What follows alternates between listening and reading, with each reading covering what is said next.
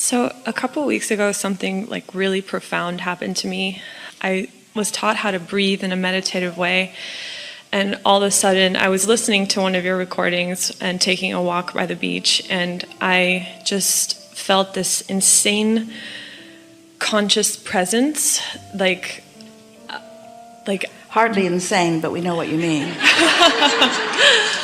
I no longer just saw objects, but like the ether between objects had a substance, and I felt like the essence of freedom, abundance, and all of those things that I think people reach for with thought, just through portal of breath, basically. And sometimes it's spontaneous. Sometimes I'll just be breathing in that way and it will just happen. And I wanted to ask you, what's the allowing or the attractive power of that state of presence? Well, there is not a more trackable or obvious path to your connection with who you are than that breathing. And here's why.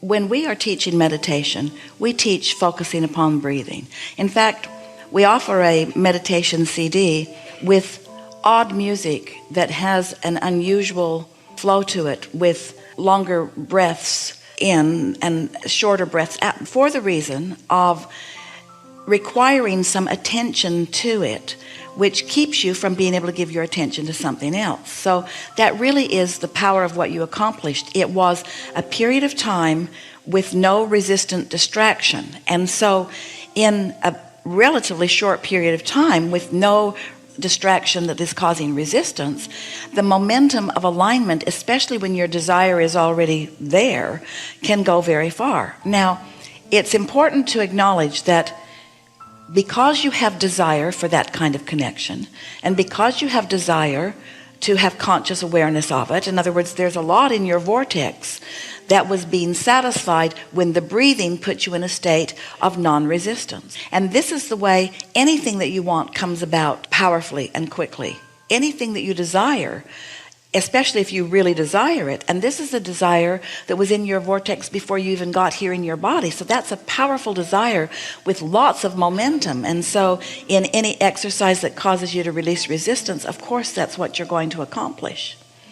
The most significant thing, we're going to tell you a story. So Jerry and Esther heard from someone who was speaking as we are speaking through Esther, who, when Esther asked, how can we achieve our goals more readily? This voice said, meditate.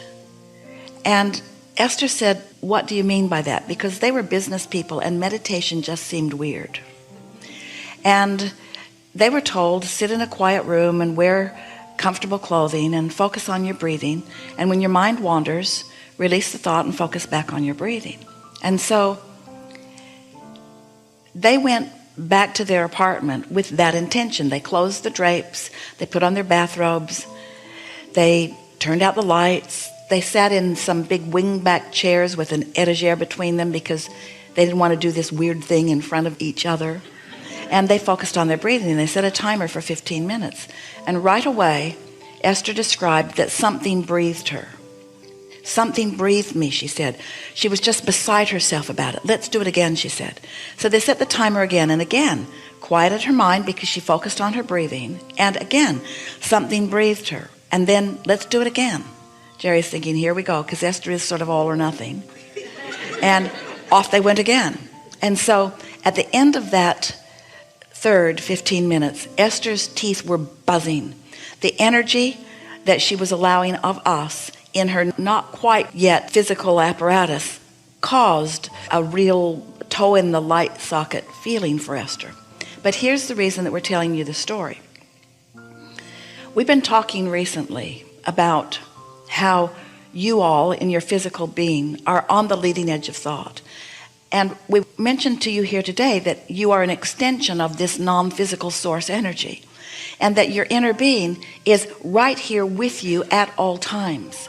So in a state of non-resistance, your physical body, which is known intimately and incrementally by your source energy, can send forth an intention that in an allowing state you will allow, or better said, you will interpret, or better said, you will translate, or in better words, you will turn the thought or the impulse to the experience or to the thing, you see. So what you're talking about is an absolute, unequivocal, utter state of full allowance, so much so that you and your inner being are one to the point that your inner being is doing the breathing.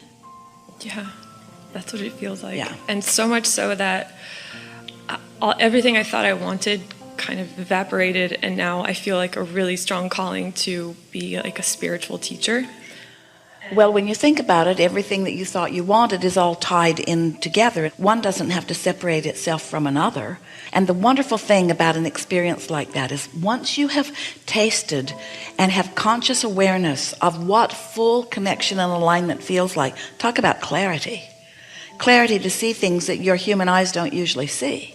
Once you have had that experience, it's not that you can't go back from it while you can't. That's not the important message that we're giving. And it's that you never want to. There's no regression. You cannot step back from knowing what you now know. You will never again feel out here alone. You will never again not know that there is something powerfully within you and focused with you in a moment in time.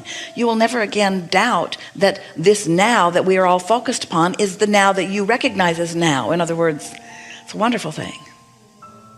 And another thing is usually those experiences never repeat themselves exactly the same way, because once you've had the experience, you have that knowing. So now new experiences will happen if they are also in your vortex. So while I'm in the process of allowing still, and I want to eventually transition into because I'm an attorney, so this is like a really mind-blowing thing for me that I'm called to something totally different, and I have such a strong calling. Could you offer a stream of thought to soothe? Well, yes, the most important thing is the calling will continue to unfold in harmony with the desires that you've carved out. And so you're not going to be called someplace that you don't want to go. This is an important thing to understand. When that calling comes, it's from what you've put into the vortex. There's not somebody else saying, oh, there's a good one, let's get her. It's not like that. You're not a puppet on a string.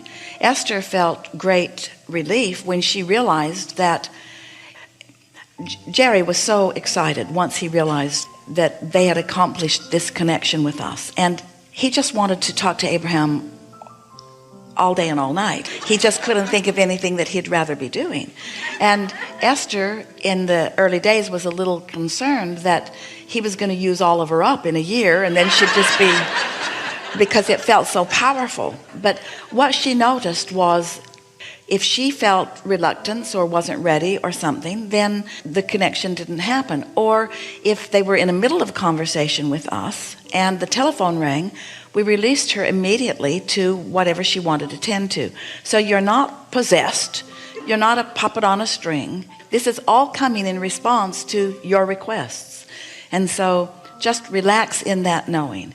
Esther noticed, however, well, not however, and Esther noticed that as the experience unfolded, she trusted Jerry and his eagerness.